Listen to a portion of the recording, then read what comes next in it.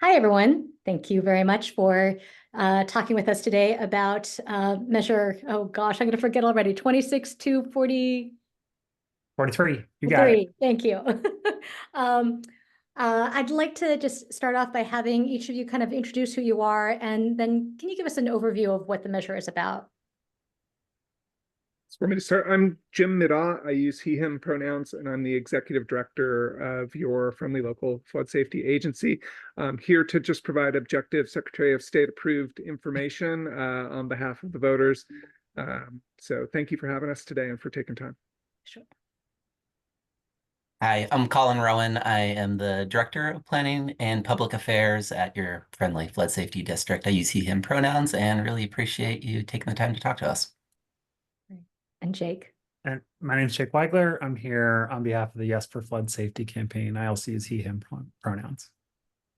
Right. So who wants to start off? And I do understand, Jim and Colin, you're not advocating one way or the other on the measure. You're here solely for informational purposes. But if someone can at least kind of walk through what this would do. Absolutely, I can do Jake that. Take that off, and then we'll jump in with either color commentary or follow-up questions or additional details, if that works for you. That sounds great. And I'm sure I will get out of my depth, and then it'll be your guys' time to clarify. For folks who have not been following along at home, this is actually the culmination of about a decade of work that's happened in the community and has involved a whole range of stakeholders and partners to get to this point. I certainly had not been overly aware of the flood control work along the Columbia River until I came onto this project, but it's really quite impressive. You know, we have a large floodplain that starts basically west of I-5, where the Expo Center is, and runs all the way out to Sandy River Delta. So if you think about Troutdale, where the outlet malls and the Amazon and FedEx facility, all of that area along the river there encompasses the Columbia floodplain. If you went there 150 years ago, it looked very different. It was a natural space that was largely used by native communities and and other animals and flora and fauna and all that good stuff. And so it would have an annual cycle where the river would crest during the winter and the spring, kind of inundate the area, and then gradually recede over the course of the late spring and summer, which would become a series of lakes and rivers and creeks. It was a really rich habitat. And so that made a great place for native communities to come in and gather and hunt and do other things. And then that seasonal process would repeat. But of course, when white folks showed up to settle the area, they decided that a different approach was necessary for that area. And so it became largely developed for farming communities. And to do that, they put in a number of initial steps to manage kind of floodwaters along the Columbia River. Most obvious is Marine Drive, which is a levee system that actually protects a lot of the area behind there from the rise and fall of floodwaters. And of course, those communities have evolved a lot since then.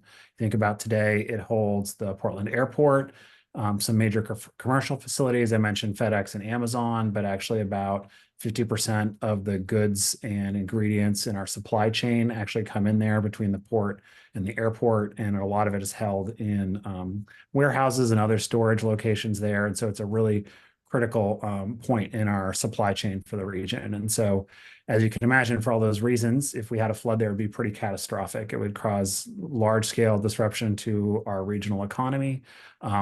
Critical parts of our transportation infrastructure, all three interstates, plus I mentioned the airport, are located in the floodplain, plus about 5,000 residents, and a number of good high-paying kind of blue-collar jobs. And so there's a whole variety of reasons why we want to protect against floods there. And the reality is that that's a growing risk. You know, we are in a changing climate. So we're more likely to experience extreme weather events. I think we've all seen that, from whether it's the ice storms or extreme heat.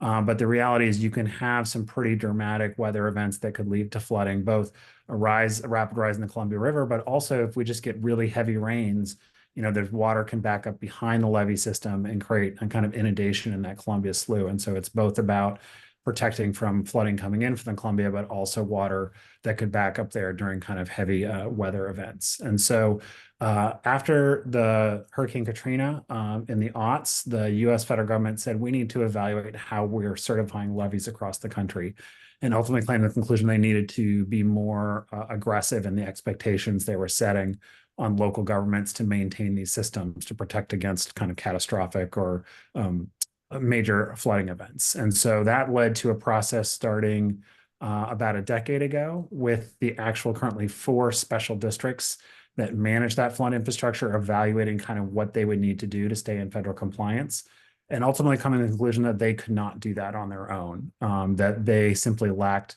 the ability to raise capital funds to do major capital construction projects that were necessary to maintain kind of federal accreditation. And so that led to a process that in 2019, when actually the Oregon legislature, they are moving forward with consolidating those 4 districts into one new district, which allow for some efficiencies in scale and structure. And this is the corollary piece of that is, okay, we've consolidated and created kind of a more effective governance and management structure for what's in the floodplain. But now we need to do that work. And so this is going to be part of the how we pay for that work. It's about a $150 billion bond, which is going to be, excuse me, 150 million. That would be a pretty fancy flood system. 150 million. And that's actually about half the total price tag. So the feds, if we put our skin in the game, are ready to put $100 million in of their own. That's been authorized but not appropriated. The state has a plan to go back in a future legislative session and appropriate another $50 million in state funds. So this is kind of the last piece of the puzzle, is making sure that the voters in the new district step up and do their part. And I will stop there, but I'll just ask that one other piece, which I think a lot of people are like, yeah, but how likely is a flood actually going to be? And I was surprised to learn the risk of this kind of catastrophic floods actually higher each year than it is of the big one, the earthquake we've been told is going to completely level our community. And so the reality is we actually have a greater risk of this kind of flood happening each year than this earthquake. Obviously, we got to prepare for both, but I think it's a good reminder that we can't just focus on kind of the earthquake that's gotten a lot more attention in the last decade. And independent of that, you know, if we fail to make these improvements, there's a real risk that we will lose that federal certification. And that actually happened to Milton Free Water in 2008 when they failed to maintain their levee system. And it has some pretty catastrophic consequences. It leads to remapping of the entire floodplain, which then results in significant zoning restrictions, which can really prevent development in the community. It can create a lot of barriers to construction. Like they may now say, okay, you need to build the ground floor of a new building 10 feet off the ground. And it also will force every property owner within the floodplain to purchase mandatory flood insurance and purchase that on the private market. Right now, because the flood system is certified, you can actually access the National Flood Insurance Program, which is a subsidized program, makes it very affordable for those operating in a floodplain to get insurance. Once the feds decide that this levee system is no longer accredited, you lose access to that.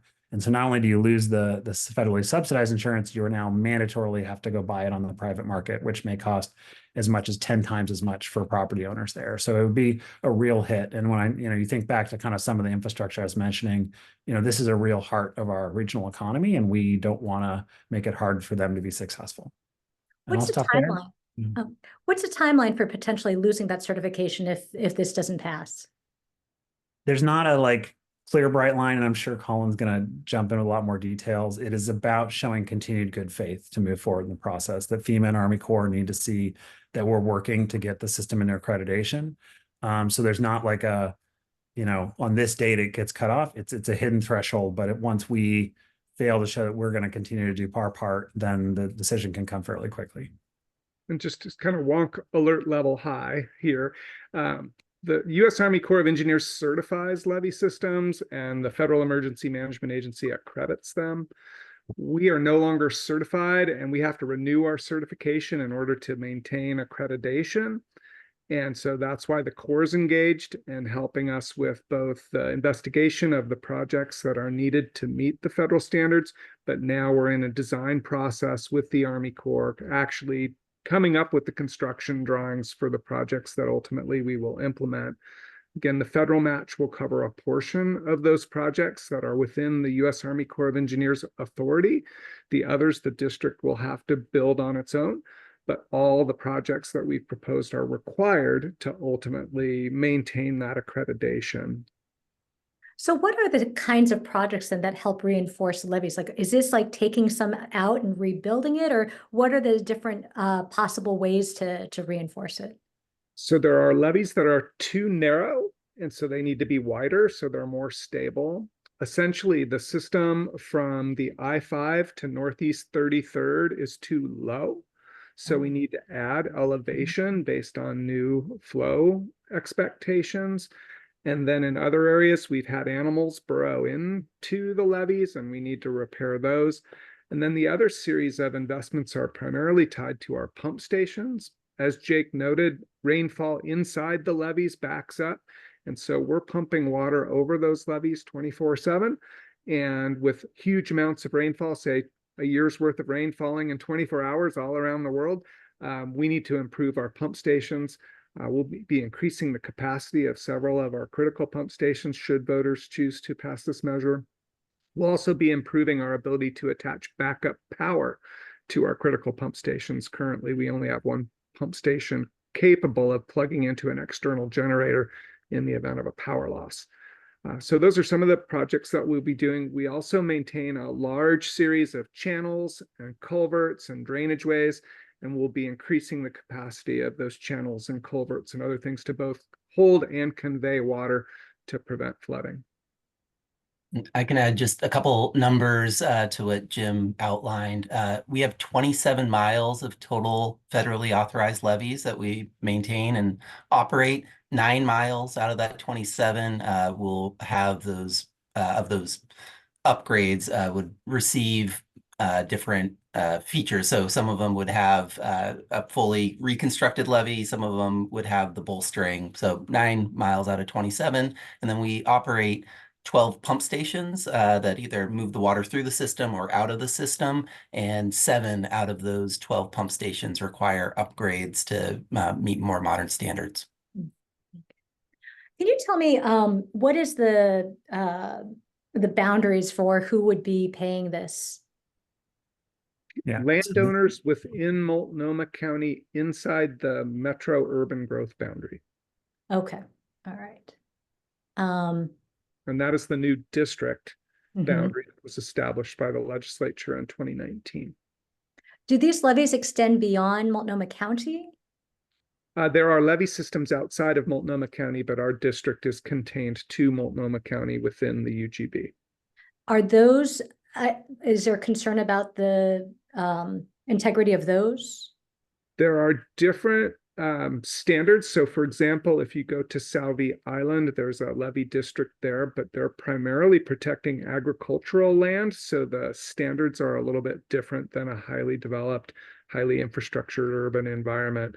But around the nation, I'm on the board of the National Association of Flood and Stormwater Management Agencies.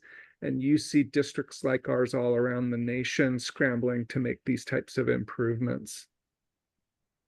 But there isn't a situation where if Multnomah County, if this district approves the levy, Levy. on for the levy, that this would, that its ability to be accredited would be affected by something outside of Multnomah County, outside of this district. That is correct. No impact based on other districts' activities.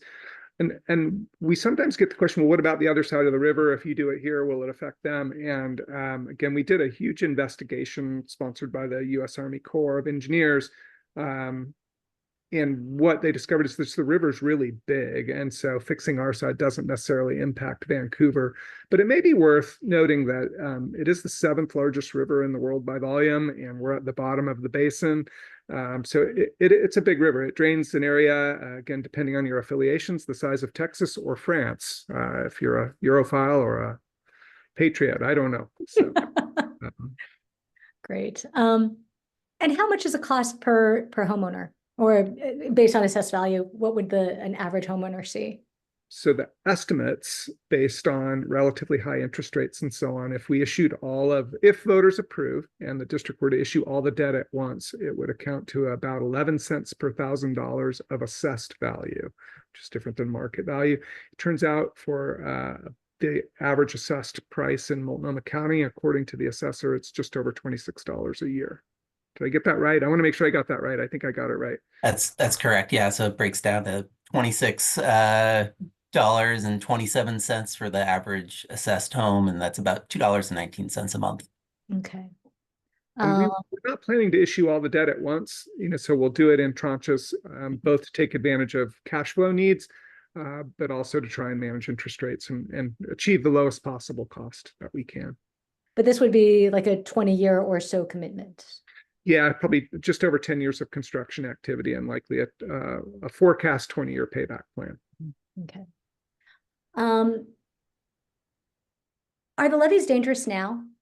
I mean, is there a concern right now that they are, is it only in the event of like something highly unusual or catastrophic regarding rainfall? I think we've identified some known risks. Again, the Corps of Engineers has allowed us to continue to operate the way we are, but we're deep in the design process with the Corps. So we need to be quick, but we don't necessarily need to hurry.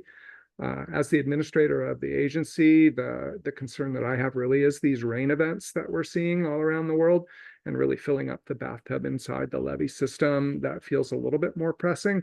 But again, a good rain on snow event in the spring is something that we're always watching for and always really working with our partners to make sure we're monitoring, because those high flows always present a potential risk. Mm-hmm. Mm-hmm.